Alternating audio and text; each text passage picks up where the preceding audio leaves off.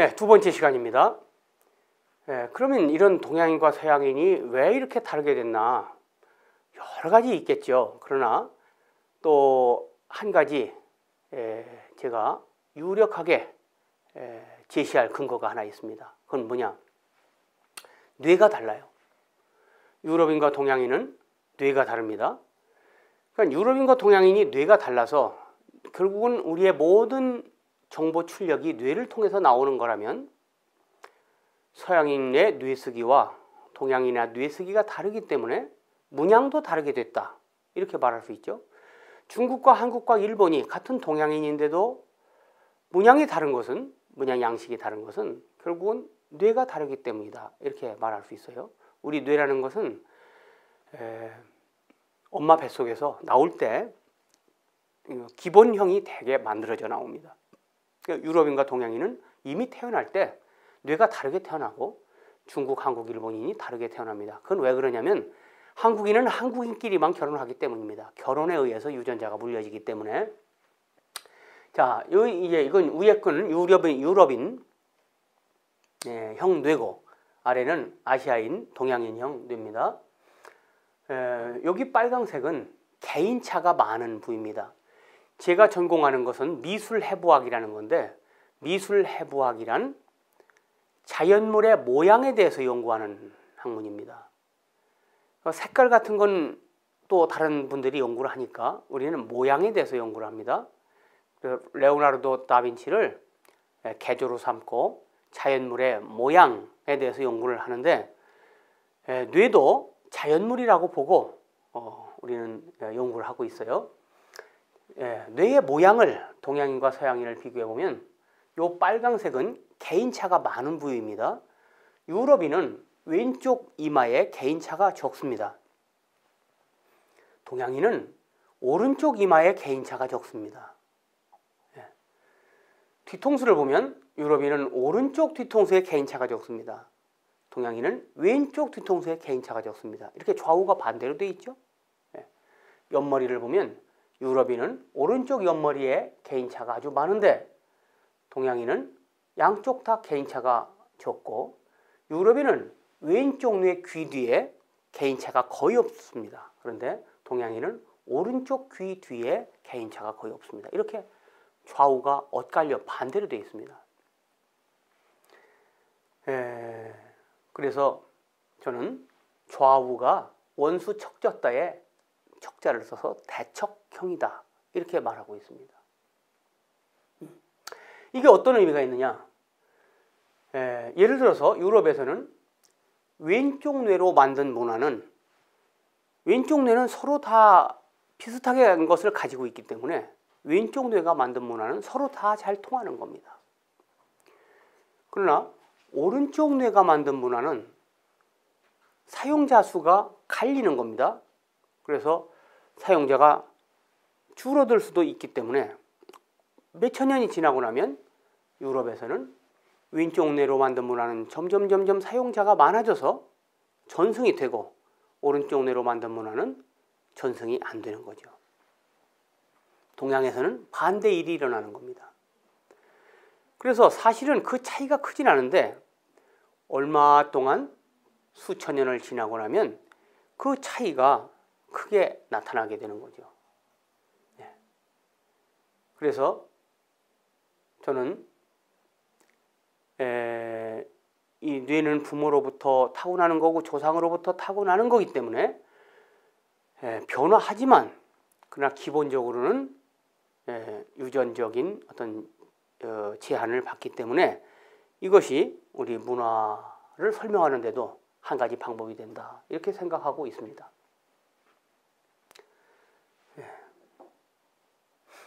그러면 어떤 일이 일어나느냐? 예를 들어서 음악을 예로 들자면, 우리 뇌를 보면 오른쪽 이마의 전두엽에는 음색을 처리하는 기능이 있습니다. 뒤통수에도 음색을 처리하는 기능이 있습니다. 그런데 왼쪽 뇌에는 음색 처리 기능이 없습니다. 그러니까 음색을 이용해서 무엇을 하려고 하는 행동은 오른쪽 뇌가 하는 셈이고 그 행동을 이해하고 받아들이는 것도 오른쪽 뇌가 받아들이게 되는 거죠. 동양인들은 오른쪽 전두엽에 개인차가 적기 때문에 오른쪽으로 만든 문화는 이런 뇌를 가진 사람들이 받아들여서 사용하게 되니까 오른쪽 뇌를 쓰는 문화가 만들어지는 거죠. 왼쪽 뇌는 리듬과 피치 이런 것들을 처리합니다. 근데 오른쪽에는 리듬이 없죠. 만약에 서양 사람들은 이쪽에 개인차가 적잖아요. 개인차가 적으면 리듬과 피치로 만든 음악이 잘 이해가 되는 겁니다. 그래서 서양 음악과 동양 음악이 다른 길로 가게 되는 거예요. 자, 똑같은 오케스트라죠. 서양에서는 어떻게 합니까? 서로 높이가 다른, 음계가 다른 소리를 내서 화음이 되게 연주를 하죠. 동양에서는 어떻게 합니까? 멜로디는 같아요. 음계가 같은데 음색이 다른 악기들을 가지고 연주를 해서 오케스트라를 만듭니다. 그러니까 똑같이 화음이 돼 있지만 유럽의 화음은 음계가 조화가 된 거예요. 화음계이고 동양의 오케스트라는 음색이 조화가 된 겁니다. 화음색입니다. 그러니까 오케스트라라는 점에서 같고 음악이라는 점에서 같게 보일 듯 하지만 사실은 본질이 다른 겁니다. 그러면 어느 게 더 좋은 음악인가요? 말할 수 없죠. 개성이 다른데 어떻게 무엇이 좋다고 말할 수 있습니까? 이게 좋아 보일 때도 있고 이게 좋아 보일 때도 동양인들이 머리가 나빠서 이걸 좋아한 게 아니라 동양인들은 이런 음악을 좋게 봤기 때문에 왜? 오른쪽 뇌의 음색을 처리하는 뇌를 가진 사람이 많고 그런 충동 때문에 그런 음악을 만들어서 다 그걸 향유해 왔던 거죠. 그러면 이 유전자를 물려받아 가지고 있는 우리들은 우리 전통 문화에 대해서 어떤 태도, 어떤 생각을 가져야 되나요? 그렇죠? 그러니까 결국은 내 유전자를 우리 후손이 물려줘 받게 됐는데 우리 체질에 맞지도 않는 걸 갖다가 후손에게 너 이거 멋있는 거다, 이거 공부해라 이렇게만 해서 그렇게 하는 건 국제 문화에 동참시키는 좋은 일은 됩니다. 그러나 그것이 우리 체질에 맞는 건 아니란 말이죠. 체질은 안 변해요. 우리끼리 결혼하기 때문에. 내가 유럽인을 좋아하고 유럽 문화를 좋아하면 내 체질도 바뀐다 유럽인으로. 그러면 뭐 바뀌어도 상관없고 그렇게 해도 상관없는데 바뀌지 않아요. 그렇기 때문에 우리는 우리 형질에 맞는 우리 체질에 맞는 것을 하는 편이 그것만 하자는 게 아니고 두 가지를 다 해서 조화를 이루는 것이 바람직하다. 이런 말씀을 드릴 수 있게 되는 거죠.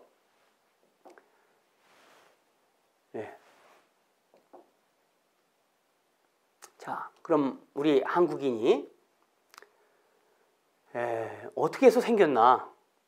우리 한국인이 그렇게 독특하고 문화도 그렇게 다르다는데 그럼 도대체 어떻게 된 건가? 하늘에서 여기에 우리 조상님이 뚝 떨어져서 여기서 우리 한국인이 생긴 건가? 그렇게 생각하는 전문가는 아무도 없습니다. 전문가들은 인류의 기원이 중부 아프리카다 이렇게 생각하고 있습니다. 지금도 여러 설이 싸웁니다.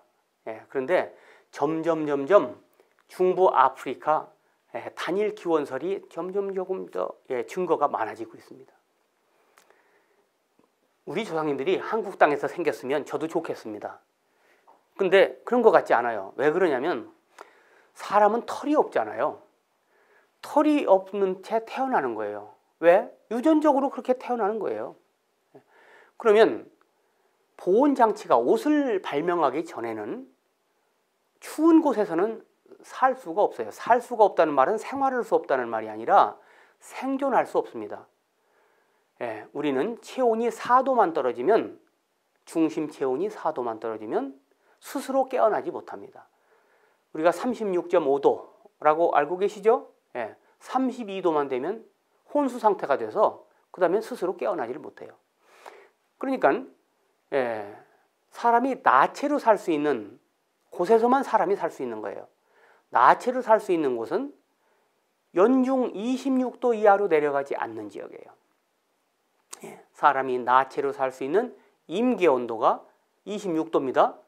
그럼 지구가 이렇게 넓고 땅덩이가 많이 넓지만 1년 내내 26도 이하로 내려가지 않는 지역은 3군데밖에 없습니다. 중부 아프리카하고 인도네시아, 말레이시아가 있는 순다 열도, 그 다음에 브라질 열대우림, 요 3군데밖에 없어요. 그럼 인류가 나체로 태어나서 생존하고 생활해서 결혼해서 자식까지 낳을 수 있는 곳은 이 3군데에 국한이 되는 겁니다. 그러니까 우리나라에서 우리 한국인의 조상이 생겼을 리는 없습니다. 인류의 조상이 한국 땅에서 생겼을 리는 없단 말이죠. 그럼 우리도 어딘가로부터 우리 한반도로 이주해 온 사람, 그분들에 의해서 우리 한국인이 생겼다 이렇게 말할 수 있죠. 그럼 가장 가까운 곳이 여기 너무 멀고 동남아의 순다 열도죠. 순다 열도에서 올라온 사람들인 겁니다. 여기는 물론 기후 변화에 따라서 뭐 온도도 변하고 땅 넓이도 변하고 변화가 있죠. 그렇지만 지구 생물종의 43%가 여기 있어요. 연중 26도 이하로 내려가지 않아요. 그럼 어떤 일이 일어나죠? 여기만 들어가면 첫째, 얼어 죽을 염려가 없죠. 26도 이하로 안 내려가니까. 그 다음에 굶어 죽을 염려가 없습니다. 뭐 지렁이라도 잡아먹으면 되니까 굶어 죽을 염려가 없습니다. 그 다음에 여긴 열대 우림이기 때문에 누가 어떤 권력자나 힘 있는 사람이 나타나서 너 도토리 하루에 3개씩 갖다 바쳐. 안 그러면 너 죽을 거야. 이렇게 하질 않습니다. 자기도 손만 뻗으면 먹을 게 있는 곳 열대 우림인데 뭐하러 남한테 달라고 하며, 또 그렇게 누가 귀찮게 하면 가족 데리고 저 밀림으로 숨어버리면 됩니다. 그러면 찾을 수가 없어요. 그래서 여기서는 좋게 말하면 지상 낙원인 셈이죠. 그러다가 어떤 사정이라는 건 뭐냐면 지구가 이제 온난화가 되는 거예요. 그래서 지구가 따뜻해지면은 이 빙하가 녹아서 이제 해수면이 높아지죠. 100m 뭐 이상을 왔다 갔다 합니다. 그러면 여기 육지가 넓었던 빙하기에 이렇게 하얀 부분이 이게 육지였는데 넓었던 육지가 섬이 되는 겁니다. 그럼 땅이 4분의 1로 줄어들게 됩니다. 그러니까 어떻게 돼요? 땅이 줄어드니까 먹을 것이 줄어들게 되죠. 나무가 줄어드니까. 그래서 여기 있던 사람들이 먹을 거리를 찾아서 이주해 가게 되는 겁니다. 이제 그때쯤 되면 옷도 만들어 입고 이렇게 해서 보온을 할 수 있게 되는 거죠. 그래서 우리나라까지 오고 4만 5천 년 전에는 저 시베리아까지 파타고니아까지 가서 사람이 살게 됩니다. 그 사람들이 어디서부터가 현생 인류 우리의 조상이냐 이런 이제 해석이 중요하죠. 그래서 뇌과학적으로는, 왜냐하면 사람 만드는 유전자 중에 뇌 만드는 유전자가 가장 많습니다. 그러니까 가장 많은 유전자에다가 무게를 주어서 사람의 정의를 내린다면 5만 년 전에 현생 인류의 조상이 생긴 겁니다. 적어도 5만 년 전에는. 그래서 그런 사람들이 이미 파타고니아까지 가서 전 세계에 퍼져 있었던 겁니다. 이때 우리나라에도 그런 사람들이 와서 살았어요. 그러면 그 사람들만 가지고 우리 한국인의 조상이 됐느냐? 그렇지는 않은 것 같습니다. 왜냐하면 그렇게 보기에는 우리 한국인이 너무 다양해요. 이 남쪽에서 올라온 사람들은 눈썹이 진하고 눈이 크고 쌍꺼풀 지고 속눈썹이 길고 코는 짧고 수염이 많고 얼굴은 네모진 이런 얼굴이었습니다. 근데 우리 한국인은 이렇게 생긴 사람이 제일 많아요. 얼마나 많으냐? 세계에서 제일 많아요. 눈썹이 흐리고 눈이 가늘고 찍재지고 눈두덩은 넓고 코는 길고, 본래 사람은 57mm밖에 안 됐는데 여기가 69mm, 71mm 이렇게 긴 사람이 많아졌습니다. 입술은 얇고 눈 아래 얼굴이 큰 이런 사람이 우리 한국인의 특징이에요. 그럼 이런 사람들은 어디서 왔느냐? 여기서 저절로 생긴 게 아니라 어디 다른 데서 온 겁니다. 어디서 왔을까? 결국은 이 북쪽 시베리아에서 내려온 거다. 이렇게 생각할 수 있습니다. 여러 증거들이 그걸 의미합니다. 그럼 우리 한반도는 남쪽에서 올라온 사람과 북쪽에서 내려온 사람 두 사람이 섞여서 오늘날의 한국인이 됐다. 그럼 단일 민족이 아니란 말이냐? 제가 이런 주장을 처음 할 때 30년, 한 40년 전쯤 되죠. 그러면 뭐 다 뜻이 있는 분들이 격렬히 반대를 하셨어요. 그래서 제가 근무하는 그 학교 서울교대 총장님한테 편지를 써서 저런 사람을 교수로 놔두면 안 된다. 당장 파면시켜라. 이런 편지도 보내고 이렇게 했었습니다. 네. 그러나 저는 이런 생물학적인 증거로 볼 때 우리 한국인은, 그리고 사실은 모든 생태계에서 순종이라는 건 없는 겁니다. 네. 없도록 돼 있어요. 그건 뭐 사람뿐 아니라 모든 생물이 너무 유전자가 가까우면 후손이 생기지 않도록, 후손을 만들지 않도록 이렇게 기본 장치가 돼 있습니다. 사람도 예외가 아니기 때문에 어쨌든 그래서 우리는 남쪽에서 올라온 사람, 북쪽에서 내려온 사람, 그런 사람들의 유전자를 받아서 몸과 뇌, 그리고 뇌가 마음을 만들어내기 때문에 마음이 문화를 만들어내기 때문에 그림, 조각, 문양 이런 것들이 한국스럽게 나오게 된 거라 이렇게 말할 수 있죠. 네. 자, 그러면 사람은 오른손잡이이기 때문에 오른손으로 먹을거리를 잡도록 되어 있습니다. 왼손잡이는 뭐냐? 왼손잡이 유전자를 가진 사람이 있어요. 드물게. 그런 사람은 그냥 왼손잡이가 됩니다. 원칙적으로 사람은 오른손잡이로 태어납니다.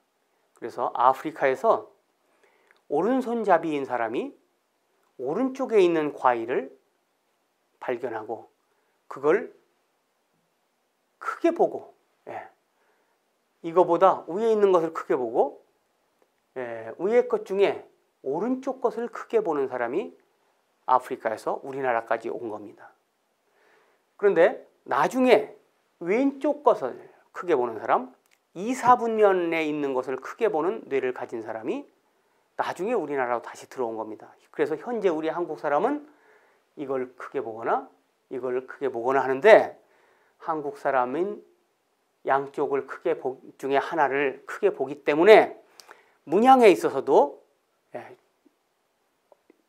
그 만드는 사람은 좌우 똑같이 하려고 생각하고 했는데 자로 재보면 이쪽이 크거나 이쪽이 크거나 그럽니다.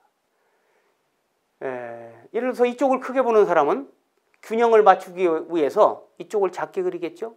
그러니까 자로 재면 이쪽이 작습니다. 어떤 사람은 이쪽이 작아 보이니까 이쪽을 크게 그리는 겁니다. 자로 재보면 그게 나타납니다. 백앤모가 전부 문양이죠. 네, 문양을 넣어서 했는데 백앤모를 자로 재보면 아주 정확하게 잘 나옵니다. 한국인은 이런 사람이, 이쪽을 크게 보는 사람이 1명, 이쪽을 크게 보는 사람이 4명 중에 3명 이렇게 분포합니다.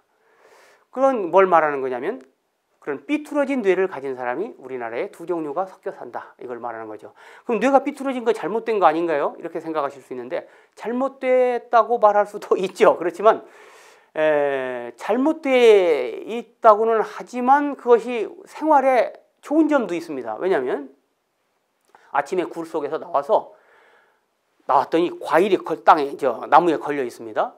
그 나무에 달려있는 과일을 잡는데 10개가 모두 똑같은 크기로 똑같은 색깔로 화려하게 보이면 뭘 따야 될지 선택하는데 시간이 걸릴 수 있습니다. 그러나 뇌가 삐뚤어져서 오른쪽 것이 커 보이고 화려하게 보이도록 뇌가 돼 있다면 선택할 때 어렵지 않잖아요. 쉽게 할 수 있죠. 이거 따먹고 나면 그 다음 것이 또 그렇게 보이겠죠.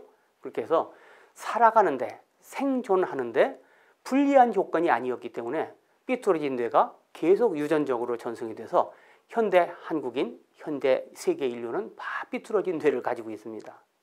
그러니까 나쁜 거라고 말할 수는 없습니다. 그래서 이렇게 아프리카에서 중부 아프리카로 에서 나와가지고 순다 열도에서 인류가 세계적으로 퍼졌다. 이렇게 말할 수 있습니다. 열대 우림에서는 살아가기가 좋아서 사람의 시야는 오른쪽 시야와 왼쪽 시야가 뇌에서 다르게 처리됩니다. 사람뿐 아니라 모든 생물 중에 포유동물, 생쥐에서부터 고래에 이르기까지 모든 포유동물은 이런 시각 구조로 되어 있습니다. 이렇게 태어나는 거예요. 그래서 디자인도 다 좀 삐뚤죠.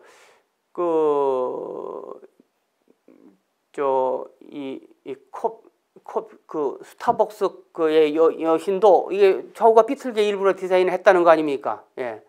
그렇게 하는 이유는 그렇게 해야 오히려 생기 있고 자연스럽게 보이니까. 왜? 보는 사람 우리 뇌가 삐뚤니까. 그래서 디자인도 삐뚤게 하는 거죠.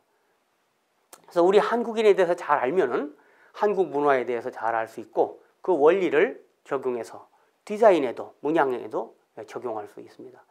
그런데 북아프리카에서 서양인을 내투상인 수련민이 생겼습니다. 예, 이런 사람들은 이렇게 보이는 대로 그리는 이런 그림을 그리는 사람들이 나오게 됐어요. 왜냐하면 사냥에 집중하다 보니까 막 도망가는 짐승을 쫓아가서 잡아야 먹고 살잖아요. 있는 거 따먹는 순다 열도에서의 열대우림의 생활하고는 차원이 다릅니다. 성격이 전혀 다릅니다. 그래서 이런 사람들이 생겼고 이런 사람들이 유럽인들의 조상이 됐습니다. 그래서 그림도 이렇게 시각적으로 있는 대로 사실적으로 그리는 그림이 유럽에서 나오게 된 거예요. 그것도 스페인에서 나오게 된 거예요. 왜냐하면 스페인은 자루처럼 갇혀있기 때문에 그 안에서 자기들끼리 계속 결혼한 기간이 길었습니다. 그걸 유전자 계류 현상이라고 그러는데 그걸 통해서 강화가 된 거예요. 그래서 지구상에 사람은 사람인데 수렵하는데 특화된 이런 종류의 사람들이 생겼고 그 결과 뇌가 다르게 됐습니다. 그래서 이건 동양인의 뇌고 이건 유럽인의 뇌인데 유럽인들은 이마가 이렇게 크고요. 뒤통수가 이렇게 뻘록 나와 있습니다. 그래서 동양인 납작한 사람보다 여기에 뇌세포가 3배나 많아요.